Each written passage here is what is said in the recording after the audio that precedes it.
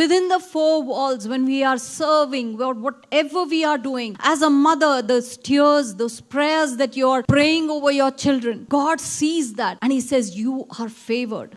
There's favor upon our lives. Let's just claim that favor. We don't do things for men and their approval, but it's automatic. When we walk in God's joy, peace, and His righteousness, it's automatic. When we serve God, when we give our everything, we are not expecting anything, but it says, as you continue to serve, you receive the approval. You receive the favor. Verse 19, it says, let us therefore make every effort to do what leads to peace and mutual edification. Walking in peace not just blesses you, but it edifies all those people around you. Sometimes as mothers, our nerves are stretched to its limit, but we do not. When we in anger, when we are aggressive, when we are, trying to correct our children, when we are trying to get our husband's attention, or, we are trying to work with our parents, elderly parents, there's so many things we are balancing in our workplaces. There are women working under bosses, extremely demanding bosses. But when we are led by this peace, God kind of peace, there's mutual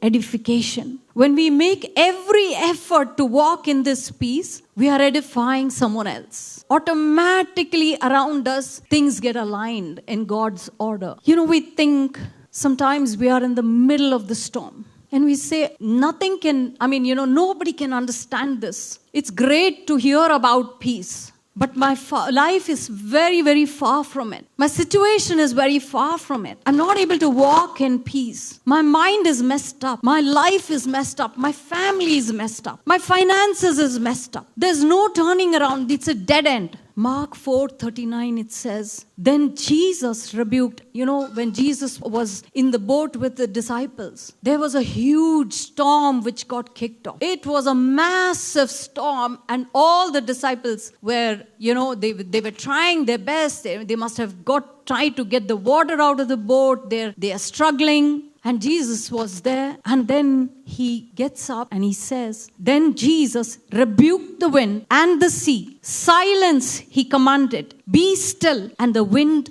died down, and it was perfectly calm. I don't know who or what kind of a storm you are passing through. You thought you've seen other people getting hit. You've seen bad things happening to people around you, and you were believing God. You were obedient. You were going, and suddenly you are in the path of that hurricane. But Jesus rebukes that wind and the sea.